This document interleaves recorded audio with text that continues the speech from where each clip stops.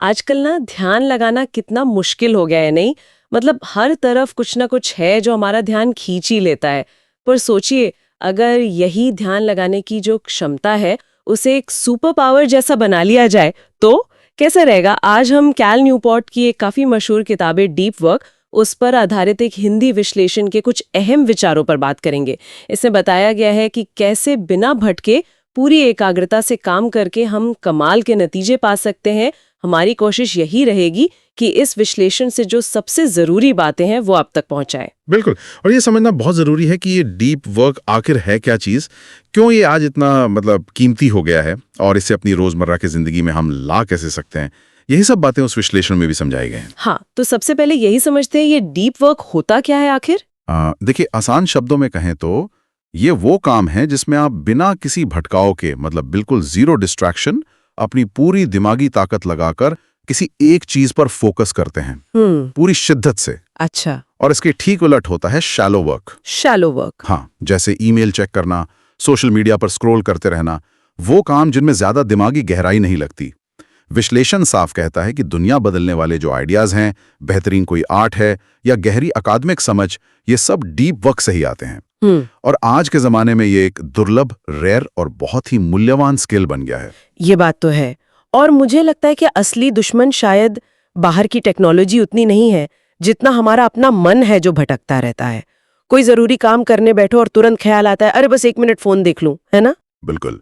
और वहीं सारा खेल बिगड़ जाता है। जो दिमाग लगातार भटकने का आदी हो गया है, वो कभी गहरी सोच की आदत डाल ही नहीं पाता। अच्छा। विश्लेषण में इसकी तुलना जिम में हैवी वेट उठाने की ट्रेनिंग से की है। हाँ, जैसे उसके लिए ट्रेनिंग चाहिए, वैसे ही गहरी सोच के लिए भी दिमाग को ट्रेन करना पड़ता है। अनुशासन और अभ्यास चाहिए। स्रोत इसे डिजिटल मिनिमलिज्म से भी जोड़ता है, मतलब टेक्नोलॉजी को सोच समझकर कम से कम इस्तेमाल करने की कला। तो फिर सवाल ये है कि इस दिमागी कसरत को करें कैसे? क्या तरीके बताए गए हैं इस विश्लेषण में? हाँ, कुछ ठोस रास्ते बताए हैं। पहला तो ये कि अपने दिन में एक पक्का समय, बिल्कुल फिक्स टाइम, सिर्फ गहरे काम के लिए अलग रखें।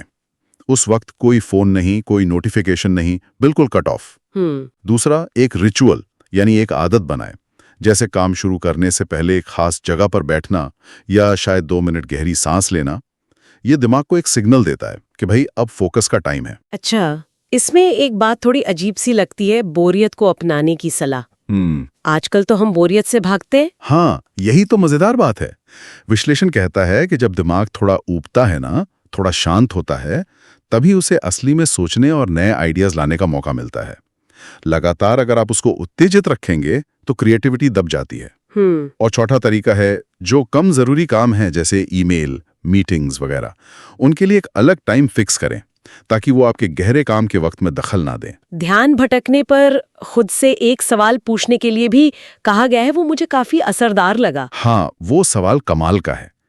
क्या ये 5 सेकंड का ध्यान भटकाओ या सुख मेरे 5 साल के लक्ष्य से ज्यादा जरूरी है? ये आपको तुरंत याद दिलाता है कि आपकी असल प्राथमिकता क्या है, वापस ट्रैक पर लाने में मदद करता है। और इसमें कामयाब लोगों के उदाहरण भी दिए गए ना, जैसे बिल गेट्स का वो मशहूर थिंक वीक। बिल्कुल।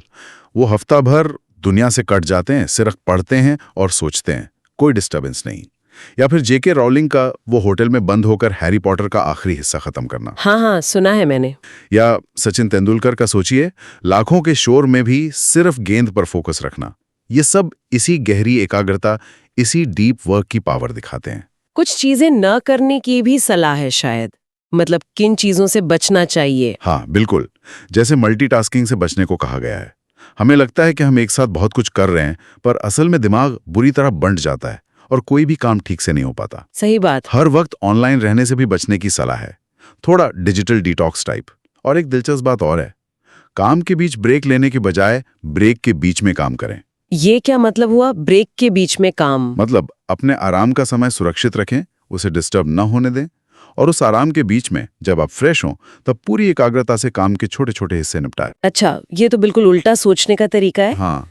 तो कुल मिलाके मुझे लग रहा है संदेश ये है कि भटकाव और एकाग्रता, ये दोनों हमारे अपने चुनाव हैं, है ना? बिल्कुल सही कहा। और यही चुनाव तय करता है कि हम अपनी जिंदगी में क्या हासिल कर पाते हैं।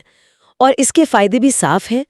कम समय में बेहतर और ज्यादा काम होता है, दिमागी शांति मिलती है और अपने काम से एक गहरी संतुष्टि मिलती है। तो कैल न्यूपोर्ट के डीप वर्क पर आधारित इस विश्लेषण का निचोड़ यही है कि गहरी एकाग्रता आज की इस भागदौड़ वाली दुनिया में एक छुपी हुई महाशक्ति है, जिसे हम मेहनत और अनुशासन से हासिल कर सकते हैं। और ये सिर्फ काम में तरक्की के लिए नहीं है, जैसा आपने कहा, ये एक ज्यादा शांत, ज्यादा सार्थक जिंदगी जीने का रास्ता भी दिखाता है। ध्यान कहाँ लगाना है, ये कंट्रोल हमारे हाथ में है। तो आज की चर्चा के बाद एक सवाल शायद हम सबके सोचने के लिए है, अपनी रोजमर्रा की जिंदगी से ऐसी कौन सी एक चीज है जिसे कम करके गहरी एकाग्रता के लिए थोड़ी और जगह बनाई जा सकती है?